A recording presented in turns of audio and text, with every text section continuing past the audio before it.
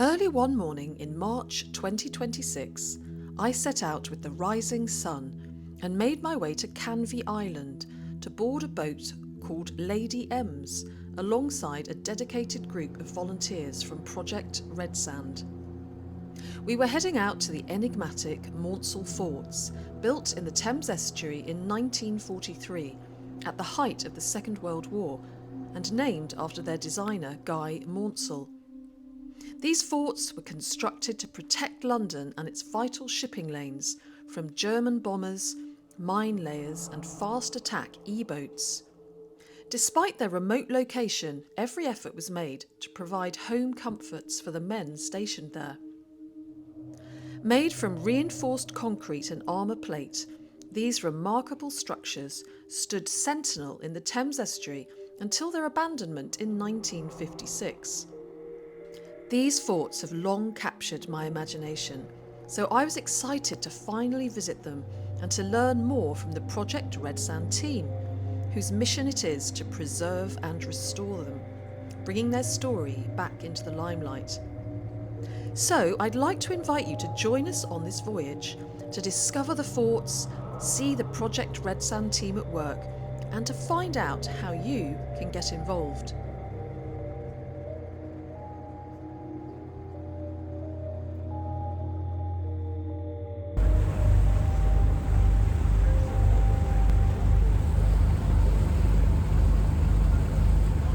I'm Paul Holyhead and I'm involved with Project Redsands.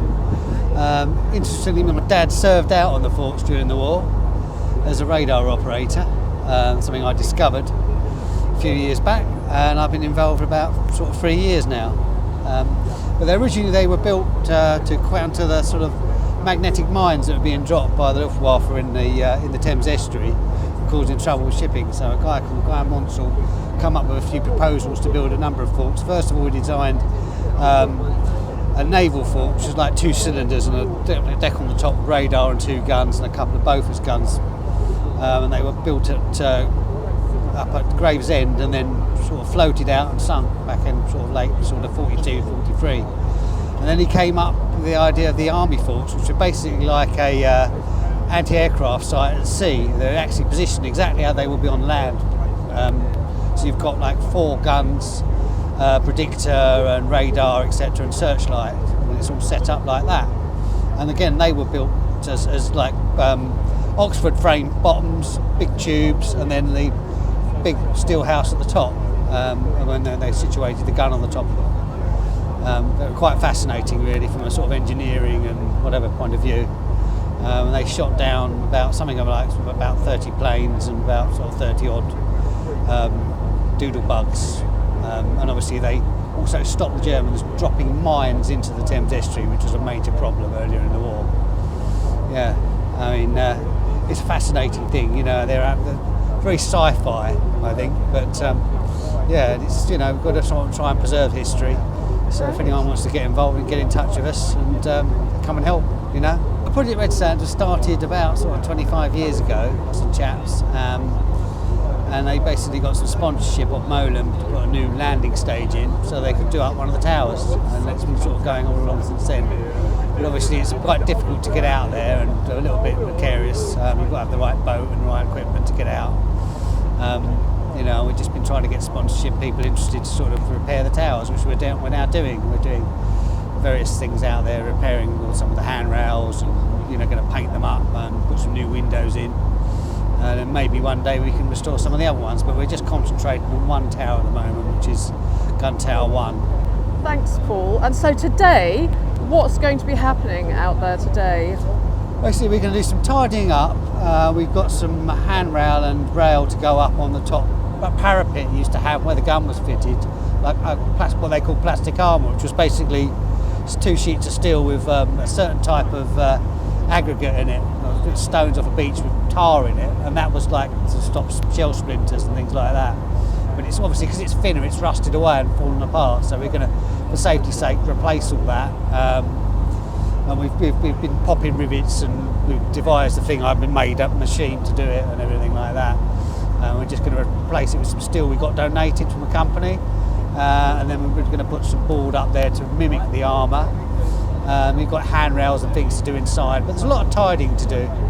Because obviously over the winter it's quite difficult to get out. I mean, we haven't been out there since November. So it's about 3 or 4 months since we've been out there. Yeah, it's a perfect day today, isn't it? Yeah, it's lovely actually. Perfect day for it. Just look at these forts. Every time I see them, they just inspire me so much.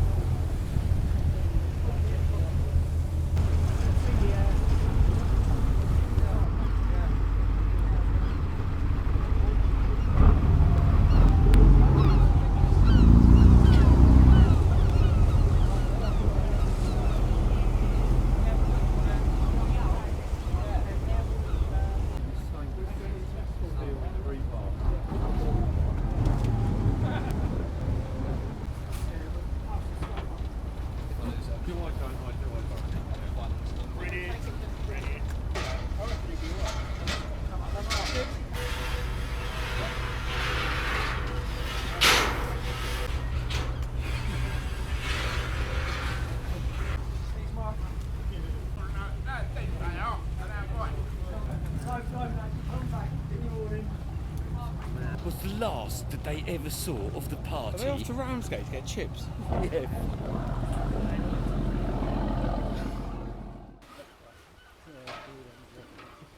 Don't start kicking them well. See if they're alright. Double decker? Bring it, you know? Wouldn't you get it slightly oversized and then just up it? Slightly oversized? No, yeah, that's the balance thing. Have we got any spare ones? Dong. Look at that literally last night, it's so funny.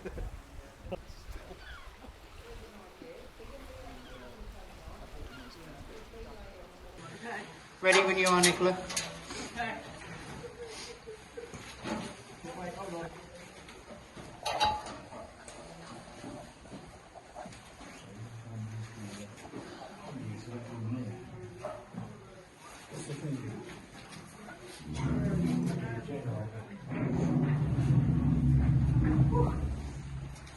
How was that? Temporarily forgetting I have vertigo. I have to sort of somehow Zone out. Dankeschön.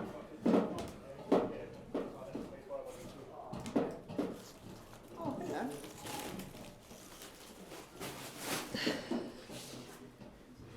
You can tell you've done that before. Yeah, just a couple of times.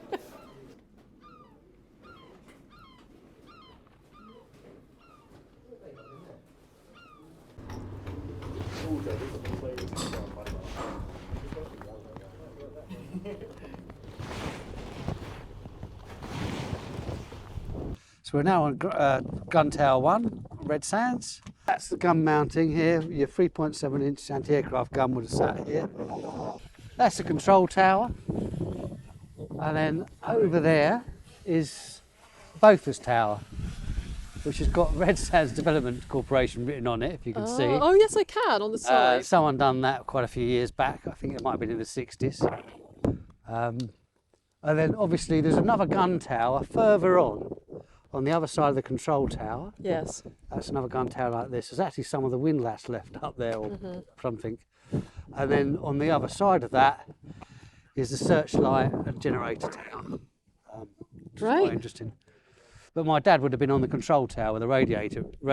Oh, radar, this one radar here, was or the one yeah. after? No, this one here. This One with the one bits here. knocking bits out. That was the control tower. So your dad was stationed on there during... 2, yeah.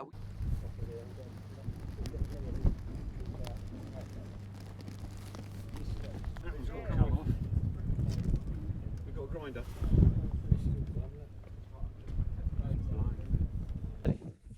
Hi, my name's Dave Jackson. I'm a trustee of the Redsands project. We're on G1, one of the major parts of engineering we've got to carry out to make this roof safe is replacing all the steelwork around the top. As you can see here, this is one of the first bits we've done. Still got to do the bottom of that. We're going to work our way all the way around. Then we will infill these panels again. We won't be infilling them with this stuff because it'd be too difficult to do. So we'll just be making this a safe area for when we have people come on board and have a look around. And it will all be painted, the roof can be sealed and everything, we can stop the water getting in, and hopefully that's what we're up to. But this is one of the major things we've got to do. We've got to get this done as a priority, really. Yeah, that's the priority. Yeah, one of the priority jobs. We've got the ammunition lockers there, we've got to pretty them up. Yeah, so those are the ammunition lockers. Yeah, and these were what were called ready lockers. So these would have been the cells in here that were ready to go for the gun, and then downstairs inside there is a magazine that would have been full of extra, other ammunition to replenish these. But these would have been full of shells, so when they didn't have to keep running up and down getting shells. They could just get them out there, pass them. It was a 7-man team, boom, boom, boom, bang, bang, bang, shooting at the planes. And then once the battle was over, the planes had gone over, then they could replenish them back to me. They had a ship come out every 2 weeks, so whatever they needed, they would bring back out to replenish what they had downstairs and replenish them. So it's always ready to go, but they're known as ready lockers. We do have I've actually got one at the back of my van back there. Teas and coffee. Oh, fantastic. So I've got one in the back of my van. So, but we've got a complete shell with a head and a case. And let's don't about that at all. They're actually called 3.7-inch gun, because it takes a 3.7-inch shell. Obviously, the Beaufort's tower, which is over there, had 2 guns on it, but they were small 40mm fast-firing guns. So the gun would have been on here. There'd have been four of the 3.7-inch guns, one here, one on the tower on the other side of the control tower, which is gun 2, gun 3, and gun 4. So they would have been arranged in an arc, like you get on the ones on land, So they made it so it's like a familiarity to the army who were operating these. And the control running this out, and then the very bit further out and away, tucked away a bit, was this searchlight tower, but that was done deliberately so it didn't blind them at night and that, so it's a little bit further away. That's got the generators and everything there that would have powered the whole fort. They're still in there.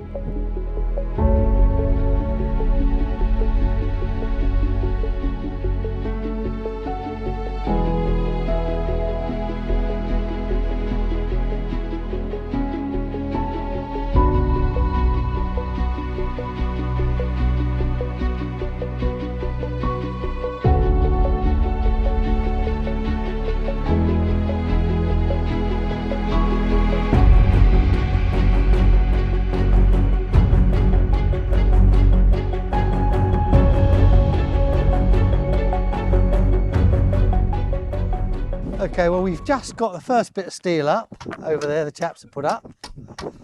We've done that, and now we're starting on the second bit over here where we've grounded it off and popped some of the rivets. We're going to take just the top rivets out, and then hopefully we can get another steel up. Excellent. So you take the rivets out with that? Yeah, we just punch them out. So that's the rivet? Yeah. It's been in there 80 years. Oh my We just got it out this minute. It's starting to take up strain now. It looks like it's moving. Yeah. All right. We're on Brooklyn cut. Hey, only doing stuff. Unbelievable. We're doing stuff. Yeah. We did a thing. The commemorative rivet. Oh look. Gold plate them or something. And we're away there. So that's the other. Oh look, so another rivet has come out. Look at that. We're going to replace this as well because we've got some other money for that. Steel and the bits at the bottom as well, probably. Oh look, it's the tea room. The canteen. Oh. Chief tea maker, extraordinaire, extravagant. Oh, I would love a cup of tea. Look at this. We have Far Eastern original. That's the first anti-aircraft Remy detachment. Gosh. That's who was out here, the first anti-aircraft Forts Wow. regiment. That was called. That's the original lettering. Of 2 different regiments. Right. They were Thames heavy tea or coffee. Sorry, I'm interrupting. It's really important. Tea. Oh yes, but black tea, please. Yeah. You were Yeah, there was two. I think it's like the 432nd heavy anti-aircraft battery, and then it was called the Thames heavy anti-aircraft battery. They operated a lot of the guns on the sides of the Thames. They was amalgamated and then put on here. They didn't last long because the forts weren't used for long. They come in 1943. By 45, they were disbanded and went back into normal regiments. But they was called the first heavy aircraft battery Thames forts.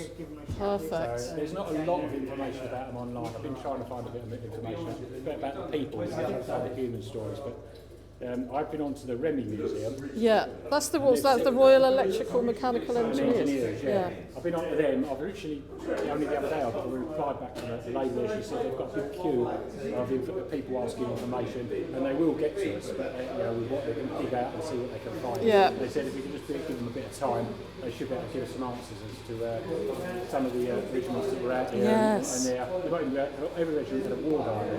So we're hoping that that's the war diary that will tell us things that went on here. Oh yeah. Yeah. We're trying to put a picture together from the start to finish of the people who were on here. Part of their story. It's all right these things, but there were people here. The people Absolutely, there were actual people stationed here. And it's good to try and find accounts from them people. It's all right telling the story that they say the physical things. Yes. But there was people involved, and so it's nice to get the human side. Absolutely. What it would actually be like. I mean, it's nice today, it's a nice day, but you can imagine if you were stationed there. I know they done 2 weeks on and then had a 2 weeks off, 2 weeks on, 2 weeks off. So they did it. But even so, imagine being out in the winter. And there were some times when the boat couldn't come down, or the boat couldn't. Because the boat, obviously, you need no internet on it. The boat brought the letters from home. That was their only real link. So they're obviously they were slightly secret. They couldn't sort of say what they was doing. Couldn't write a letter home saying, "Yeah, I'm on a fort in the middle of the Thames," because they're not supposed to be here. But, it's all that sort of thing, and the boat would bring fresh water, fruit, etc., and they'd replenish them every 2 weeks. But it's the human side is what we're looking at. We're trying to sort of how it was out. We've been out there when it's been bad weather, and it's not a nice place. I can imagine. It's better during the actual lightning storm, and that was bad because we saw lightning hitting shivering. Really? Yeah, but luckily enough, the thing was the lightning stayed away from us. But we see the lightning come down and catch you in the tower. We were standing on top of this tower. Oh my gosh. Wow. It wasn't fun. I can imagine. Oh, thanks very much. No sugar. Oh wait, no. And look, here we've got the old bathrooms, toilets. Believe it or not, there was actually central heating in these towers. And look at this old bath. Imagine having a bath in here, looking out the window. I love that. Look at the legs on that bath.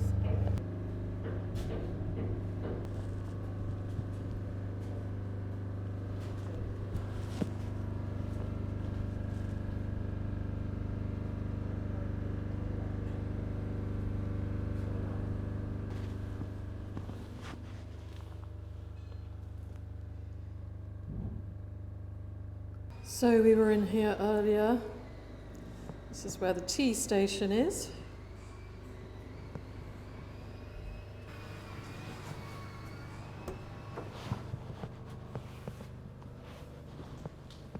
You can also just make out the REME here as well. Royal Electrical Mechanical Engineers, I believe. And you can just see how the salt over the years, the salty air has just had such an effect on the paint.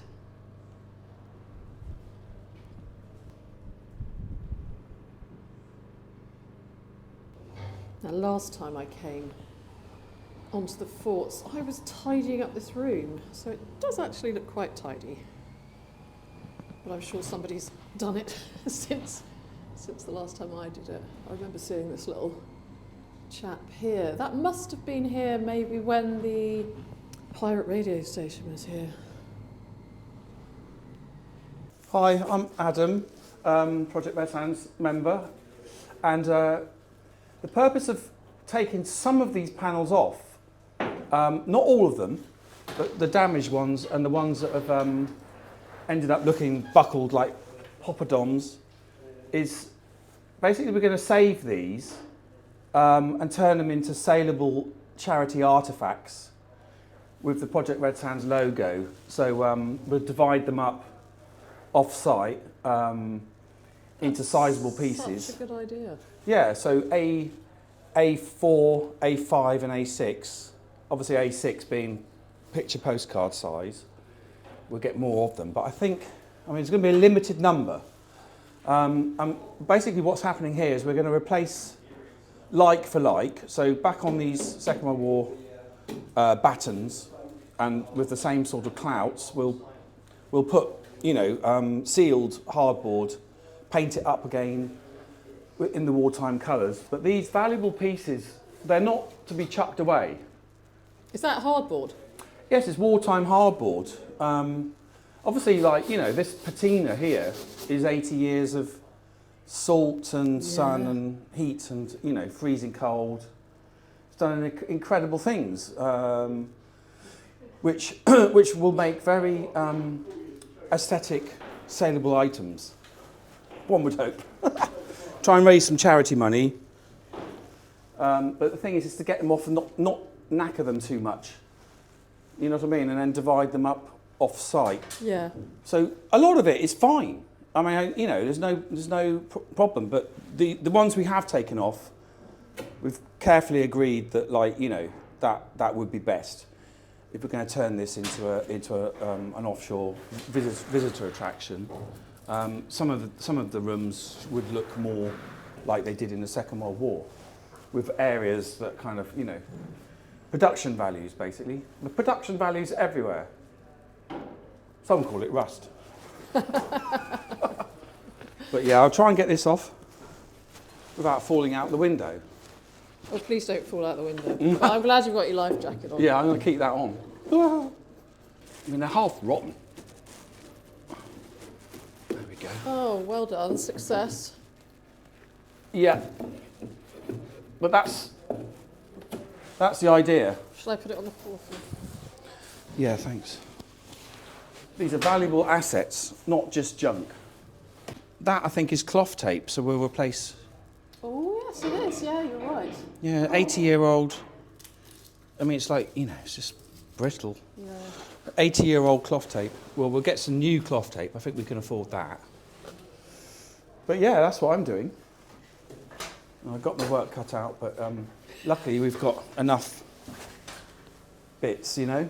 Yeah. Like, I think, see, this is the thing, I think that, do we keep that? I think that, it's a bit hard to say. I think maybe we leave that for now. I'll take that one off. We've got the new stencil looks like this. Oh, yes, okay, yeah. So basically imagine that stenciled onto Yes. picture postcard size. A6 would be the smallest. Mm-hmm. So you've got the image of the gigantic Beaufort gun on the roof. That's the artefact, that's the idea. To raise awareness, raise charity money. Yeah. And to basically... For the restoration of the... Yeah, all the money would go fort. into the restoration. Yeah, basically. Tidying the place up. Mm. Hi, my name's Craig. I am fellow handyman. I'm a tree surgeon by trade, so I'm here to help do the rope access and rigging. And yeah, Dad's an engineer, so I've got engineer blood, and I get to play engineer for the day every time we come out. So yeah, the Redsands Fort is just a little engineer's dream, really. You get to come out and fix stuff, and yeah, it's an absolute honour to be here. It's great. Is it comparable to sitting in a tree? You were sitting on that very high piece of metal earlier. It is kind of comparable. Very high tree. Yeah, the trees move in the wind, so sitting out on that big bit of iron, it was quite a thrill. And yeah, we plan to fix it. I can't remember what they're called, but basically we're going to be fixing a new bit of iron onto the side of the fort so we can hoist heavy equipment up and for works and access. Yeah. Excellent. Thank you very much. You're more than welcome. So Paul, you were explaining earlier on about this panel here. Can you Yeah. explain a little bit? This is ballistic armour that's around the top, and that's basically to stop shell splinters, etc., machine gun bullets, I suppose, and things like that.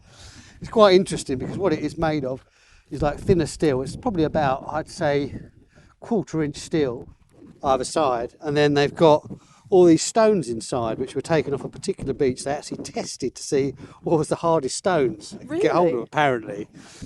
So I was told by somebody who knew, and it's all stuck together with bitumen, and it's all just like a sandwich.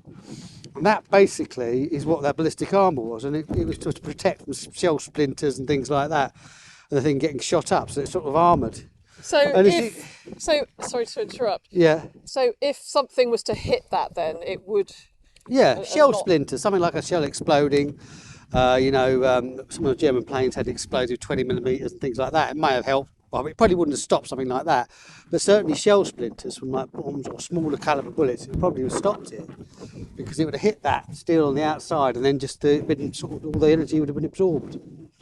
But obviously over the years, it's kind of like just crumbled. I mean, these are some good bits here. We may keep, what we might do is keep some of this as a, like, we'll put some perspex over it or something. Yeah. We've been talking about that with Adam doing that, and you can see down there, actually round there, if you look, there's a bit we've just had to remove. Oh, but this that bit here. gives you an idea of what it's like. Oh, you yeah, can so see it's how like thin. sandwiched. into Yeah, the sandwich. beach. It's just a sandwich, 2 bits of steel And it's with a load like of bitumised flint, stones in particular there. types of stone. But apparently it was supposedly a certain beach somewhere where they had these really hard stones on, and they actually done testing, I've been told. Oh, fascinating. Ballistic armour, and they just basically bolted them up.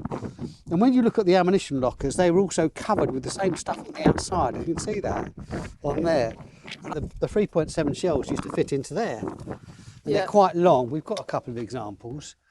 It's all galvanised, but on the outside, when you see on the outside of here, it's obviously got the ballistic armour as well. Oh, yes. I've seen a plan, and it says there was like inch-thick armour on the top, so someone may have nicked that for scrap or something at some point, or someone thrown it over the side. But it's actually all just covered in the ballistic armour, all in bits. I think that probably the top bit was probably cast in one, and it just had steel on it, and you can still see the same on the side here. In actual fact, it looks like it's actually thicker metal to me. When you look at this, some of that, mind you, that might be coming off the actual side of the locker, might have been thick metal. It's just rusty, but you can see what you're looking at there, and there's some bits on it. But what we're going to do, we're going to sell some of these bits off Yes. as souvenirs, like a certificate or something like that. Maybe even some of the larger bits of metal, we might put some stencils on, Adam's done, so they'll be available at some point, and that'll help sort of fund the restoration. So that'll be quite interesting, really. But if you want to own a bit of it, that should be coming up for sale soon. Yeah, excellent. Bits and pieces, but they're... Yes, I'll put all the links to the Facebook and the website up on the video, so everyone can just keep an eye on those. I think that's a great idea to create some. You could totally, it's quite artistic. You could create all sorts of things out of these bits and pieces. Like, obviously we keep some of these rivets. I think lots of stuff we can chop up and sell it probably, because people would be interested for sort of souvenirs. Yeah. And you can all do sorts of funny things with it, I think. Actually, you've even got like a switch there, look. Oh, so this is where there was a telephone? Yeah, we think there's a telephone either in here or here. Something that got removed. We think this is actually kind of original paint from when it was being built, because there was something there before, but someone took it. But it had sort of lighting round here. You can see the conduit for it down here, running round. Yeah. Oh, yes. And that must have been the switch for it there.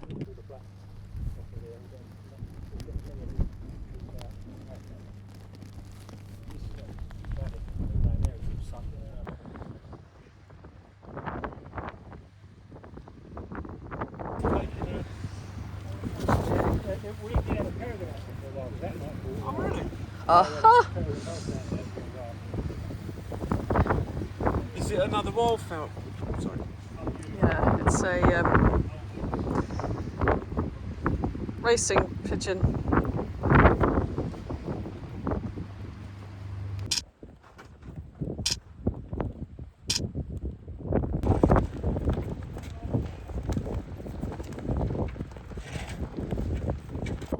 Okay, so if you want to get involved in this project, we're always looking for volunteers, sponsors. anyone who can provide us with materials, work or whatever. We've got a Facebook page, Project Redsands. Just do a search on Facebook. We've also got a website, Project Redsands. We'll be updating the website very soon. We'll be completely revamping it. So don't worry if you can't find it. It will be back on that soon. But the Facebook page, we're going to be posting updates on our work here.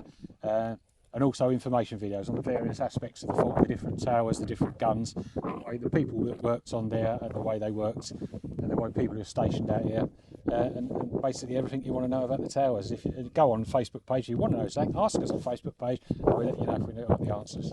Thank you.